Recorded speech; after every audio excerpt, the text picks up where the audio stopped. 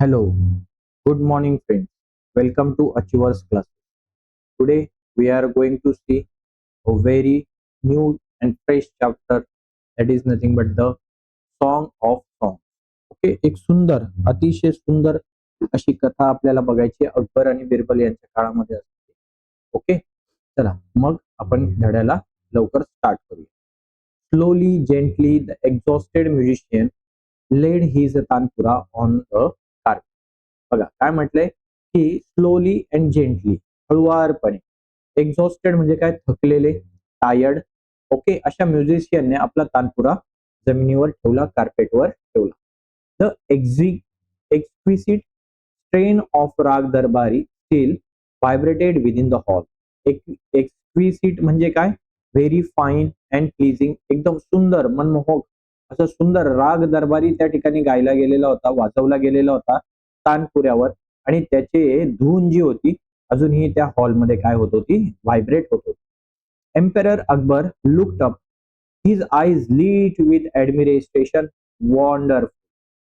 Okay, जो emperor Akbar होता तो अजूनही त्या तानपुऱ्याकडे बघत होता, त्या गायकाकडे बघत होता, ज्याचं नाव आपण पुढे बघणार आहोत. त्यांचं नाव आहे तानसेन. ओके, तर त्या तानसेन यांच्याकडे ते बघत होते आणि त्यांच्या डोळ्यांमध्ये कौतुकेची थाप दिसत होती. आणि ते काय म्हणाले की वाह, अति सुंदर, wonderful. He said superb, I listen to you every day but I can't seem to have enough. Akbar बादशाह काय म्हणाले की वाह, सुपर, मी तुला रोज ऐकतो तानसेन, परंतु मला कधीच तुझं गाणं न ऐकावं असं कधीच वाटत नाही. माझं मन कधीही भरत नाही आणि नेहमी तुला मला ऐकतच राहावं असं वाटतं. Tansen bowed his silent gratitude. Okay, तानसेनने सुद्धा ते मान्य केलं आणि महाराजांना अकबराला अभिवंदन केलं. I think you have the most wonderful voice in the world, said Akbar. अकबराच्या दरबारामध्ये 9 रत्न होते. त्या 9 रत्नांपैकी एक रत्न होतं तानसेन. त्यांचा जे गायक होते खूप सुंदर वादक होते. आणि अकबर बादशाह त्यांना काय म्हणतात, मला असं वाटतं, आय थिंक, की तुम्ही जगामधला, तुमचा आवाज जो आहे जगातला सगळ्यात वंडरफुल आवाज आहे या जगामधला.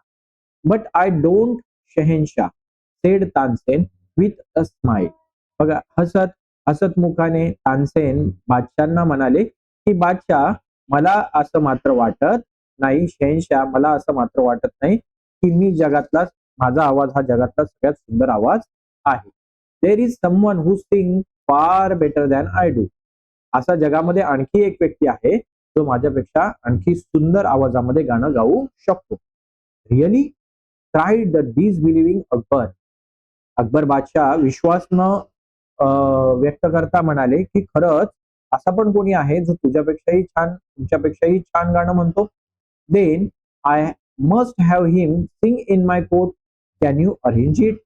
त्यावर ते काय म्हणाले की हो, मग तर मी तुला त्यांना माझ्या दरबारात घेऊन यायची आज्ञा देतो. तू त्यांना माझ्यासाठी या दरबारामध्ये त्यांना घेऊन येशील का. Tansen shook his head. I am afraid he will not come, sir. Okay, Tansen यावर मान डोलावत म्हणाले की मला भीती वाटते की कदाचित ते इथे येणार नाहीत, किंवा मी जर त्यांना बोलवलं तर ते इथे येणार नाहीत याची मला भीती वाटते. What, not even if he hears that the emperor himself has summoned him. काय, राजाने सांगितल्यावर, समन मीन्स व्हॉट, कॉल्ड. राजाने आज्ञा केल्यावर सुद्धा, एम्पेररने, बादशाहने आज्ञा केल्यावर सुद्धा तो इथे येणार नाही का, ते इथे येणार नाहीत का, माझी आज्ञा ते मोडतील का. त्यावर तानसेन काय म्हणाले बघा, नो, नॉट इवन दे, नाही, तुम्ही जरी बोलवलं तरी सुद्धा ते इथे येणार नाहीत. This reply would have enraged any other emperor. असा रिप्लाय ऐकल्यावर, असं प्रत्युत्तर ऐकल्यावर कोणत्याही राजाला राग येईल. Enrage means what, filled with अँगर. Enrage means what, filled with रागर. कोणाला अँगर, कोणालाही राग येईल आणि कोणताही बादशाह या ठिकाणी रागावला असता. परंतु राजा अकबर जे होते हे त्यामधले नव्हते, वेगळे राजा होते.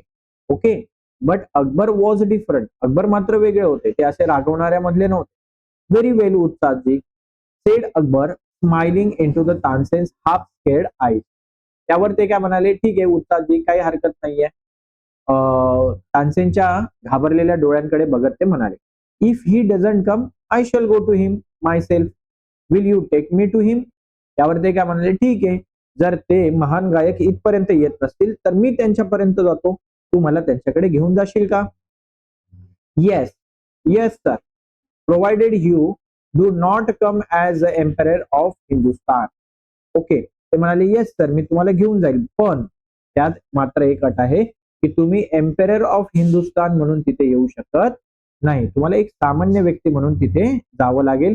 I shall go as a humble lover of music. मी तिथे जातो आणि ते काय एक म्युझिक गाण्याचा चाहता, संगीतात चाहता म्हणून मी तिथे जाईल, त्याचप्रमाणे तुम्हालाही तिथे यावं लागेल. संत हरिदास वॉज द मॅन. आणि ते दुसरे तिसरे कोणी नसून ते कोण होते? संत हरिदास. आणि ते कोण होते? तानसेनचे गुरु होते.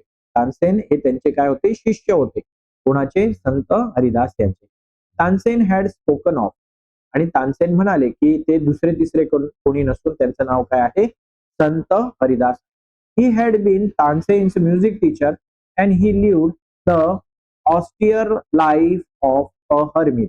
बघा त्यावर ते काय म्हणाले की ते तानसेनचे कोण होते? म्युझिक टीचर होते आणि ते सध्या कसं लाईफ जगत आहेत? ऑस्टियर म्हणजे एक सामान्य लाईफ जगत आहेत. ओके, सामान्य व्यक्तीसारखं लाईफ जगत आहेत, एका संतासारखं ते जीवन जगत आहे. When Tansen and the emperor reach his hut he was busy with his daily chore. बघा जेव्हा तानसेन आणि राजा अकबर, महाराज अकबर तिथे जाऊन पोचते या संत हरिदास यांच्या झोपडीजवळ, तेव्हा ते त्यांच्या रोजच्या दिनचर्येमध्ये काय होते? बिझी होते. डेली चोर्स म्हणजे काय? दिनचर्या, रोजची कामं जी करत असतात ते त्या कामामध्ये बिझी होते. When they asked him to sing he smiled but said formally, I am long past the age for singing. जेव्हा त्यांनी म्हणजे कोणी?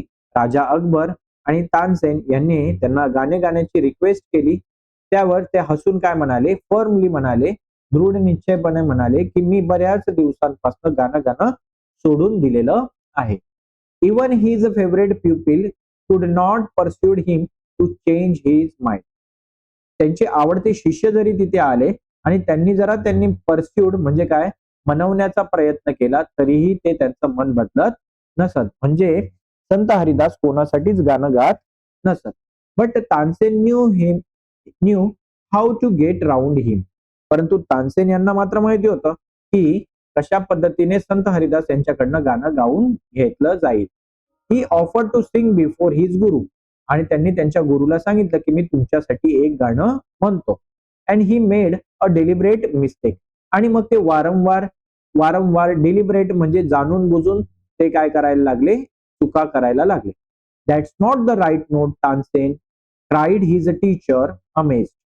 ते त्यांचे जे टीचर होते हरिदास हे अमेझड म्हणजे काय? आश्चर्यचकित होऊन तानसेनकडे बघत म्हणाले की अरे तानसेन हे करेक्ट सूर नाहीयेत, तू चुकीच्या सुराने गाणं म्हणतोयस.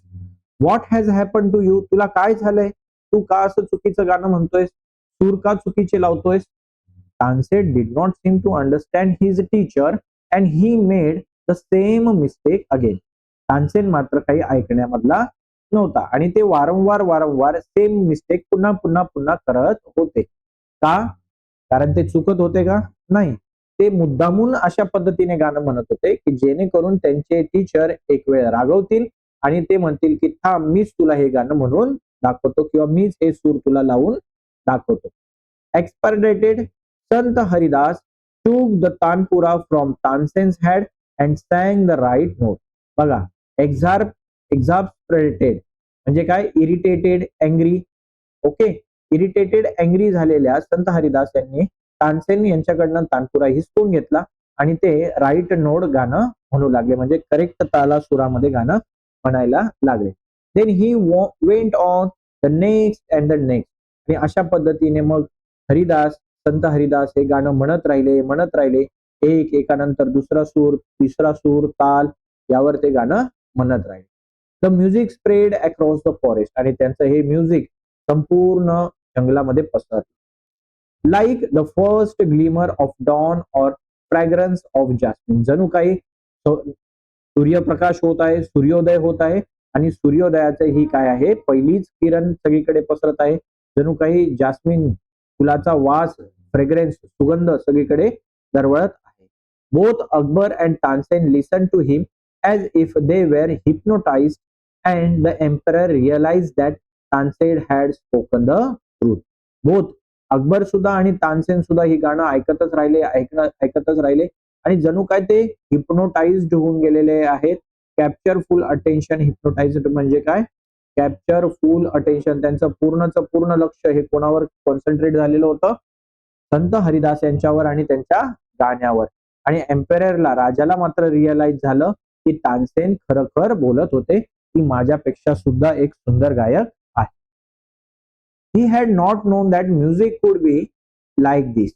He had certainly never heard anything like it before. Okay. He had known म्हणजे त्यांना, राजा अकबर यांना असं वाटलं की बापरे, म्युझिक एवढं सुद्धा सुंदर असू शकतं, असं पण म्युझिक असू शकतं आणि ह्यासारखा आवाज, यासारखा सूर, यासारखे गाणे याच्या अगोदर त्यांनी कधीही ऐकलेले नव्हते. ऍज दे वॉक बॅक, आता ते मात्र घरी जात होते. The emperor suddenly broke the silence to ask Tansen, why can't you sing like him Ustadji. बघा, आता घरी जाताना दोघंही गप्प होते, दोघंही एकमेकांशी बोलत नव्हते आणि असं बऱ्याच वेळ प्रवास केल्यानंतर मात्र अकबरांचे बोल फुटले आणि अकबर तानसेनला म्हणाले की अकबर, तुम्ही हे असं गाणं का म्हणू शकत नाहीत? तानसेन स्माइल, तानसेन हसले आणि म्हणाले, शहनशाह, I sing at your command, the command of emperor of Hindustan. ते म्हणाले, शहनशाह, मी तुमच्या आज्ञेनुसार गाणं म्हणतो. ओके. जी आज्ञा कोणाची असते? Command of the emperor of Hindustan. हिंदुस्तानचा जो बादशाह आहे त्या बादशहाच्या आज्ञेनुसार मी गाणं म्हणतो. परंतु जे माझे गुरुजी आहेत, गुरुजी sing for one who is the master of even king. परंतु गुरुजी मात्र अशा व्यक्तीसाठी गाणं म्हणतात, अशा देवासाठी गाणं म्हणतात जे ह्या राजाचा सुद्धा कोण आहे? राजा आहे. म्हणजे एम्पेरर ऑफ हिंदुस्तान जो आहे, बादशाह आहे, भारताचा जो बादशाह आहे, हिंदुस्तानचा जो बादशाह आहे, त्याचा पण आणखी एक बादशाह आहे आणि तो म्हणजे कोण? गॉड, देव. या देवासाठी माझे गुरुजी गाणे म्हणतात आणि म्हणून his music spring from the depth of his soul. आणि म्हणून माझे गुरुजी जे गाणं म्हणतात ते त्यांच्या आत्मेपासून, एकदम मनापासून ते काय म्हणतात? गाणे म्हणतात. Free and unasked for. एकदम फ्री, स्वच्छंदपणे, कोणाच्याही आज्ञेनुसार नाही, तर आज्ञेविरुद्ध, म्हणजे त्यांच्या स्वतःच्या मनाने ते काय म्हणतात? गाणं म्हणतात. How can I expect my music to be so beautiful and divine. मग मी कसं काय एक्सपेक्ट करू शकतो की माझं गाणं हे त्यांच्या इतकंच सुंदर असेल, त्यांच्या इतकंच पवित्र असेल, त्यांच्या इतकंच छान असेल, असं मी कसं एक्सपेक्ट करू शकतो? ओके. म्हणजे काय इथे म्हणायचंय त्यांना की देवासाठी किंवा स्वतःच्या आनंदासाठी आपण ज्या गोष्टी करतो त्या खरंच कशा असतात? ब्युटिफुल असतात, डिवाइन असतात, सुंदर असतात. ओके. तो असा हा सुंदर असा लेसन होता आपला. लेसनचं नाव काय होतं? The song of song. Okay. I hope तुम्हाला लेसन समजला असेल. आवडल्यास नक्कीच लाईक करा, शेअर करा, सबस्क्राईब करा. थँक्यू.